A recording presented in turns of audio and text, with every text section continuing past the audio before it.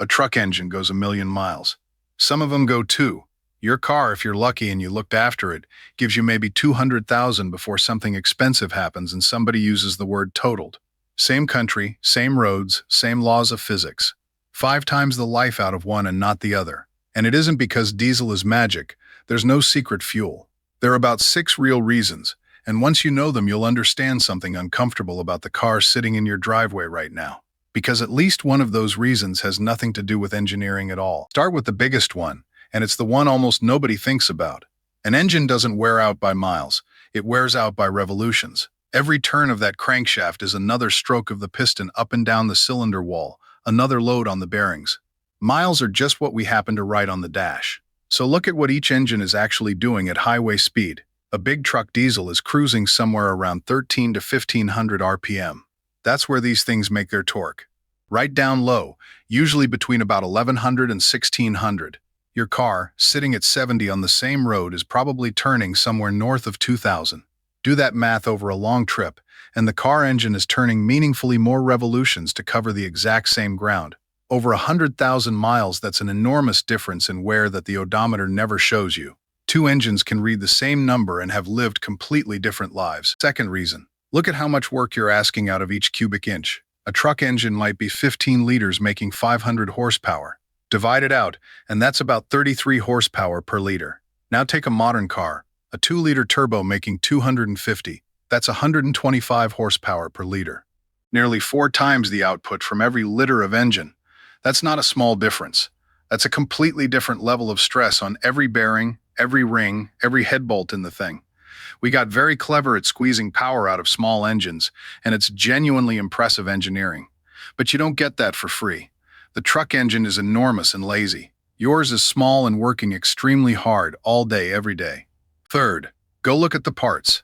A heavy truck engine uses forged steel where a car uses cast. Forged crankshaft, forged rods. The rotating assembly on one of these, just the crank and rods and pistons, can weigh several hundred pounds on its own. The bearings are bigger, with far more surface area, so the load is spread across more metal and there's more room for oil to do its job. None of that is exotic, it's just mass. Somebody decided this engine has to survive continuous full load for 20 years, so they used more metal everywhere, and they didn't have to care much about weight or cost because it's going in a truck that weighs 40,000 pounds empty. Your car engine was designed to be light and cheap, because those 2 things are what sell cars. Again, not a mistake, a different job. Fourth reason, and this is the one that really separates them. Most heavy truck engines use replaceable cylinder liners. The cylinder isn't part of the block. It's a separate sleeve dropped into it, and on a lot of them there's coolant running right around the outside of that sleeve, pulling heat away from the combustion. Here's why that matters. When a truck engine finally wears out its cylinders, you pull the liners out and put new ones in. New liners, new pistons, new rings, new bearings, and that engine is functionally new again, often without ever taking it out of the truck. That's what an in-frame rebuild is, and it's a normal, planned event. Nobody's upset about it. It's maintenance. Your car's cylinders are bored directly into the block. There's no sleeve to replace. When those bores are worn past spec, fixing it means machine work on the block itself, and by then you're into money nobody's going to spend. So one engine was designed from the first drawing to be repaired forever. The other was designed to be manufactured cheaply and eventually replaced. Fifth, this one surprises people every time. Your car holds about 5 quarts of oil. A Class 8 truck engine holds somewhere in the region of 10 to 12 gallons. That's 40 plus quarts.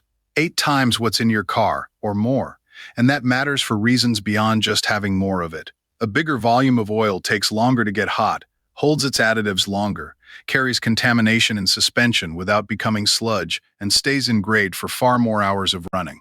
That's why a truck can go 50,000 miles between oil changes, and modern fleets are pushing well past that, while you're told to do it every 5 or 7,000. It isn't that the truck's oil is tougher, there's just an enormous amount of it doing the work. And there's one more thing in the diesel's favor, which is the fuel itself. Diesel is essentially a light oil. It lubricates as it goes. Gasoline is closer to a solvent. It's actively washing the oil film off your cylinder walls every time it sprays in. Sixth, and this is the one you have the most control over. Most engine wear doesn't happen at high speed. It happens in the first couple of minutes after a cold start, before the oil has come up to temperature and gotten everywhere it needs to be. Now think about the 2 lives, The truck starts once, runs 10, 11 hours at a steady temperature, shuts down. One cold start for 600 miles.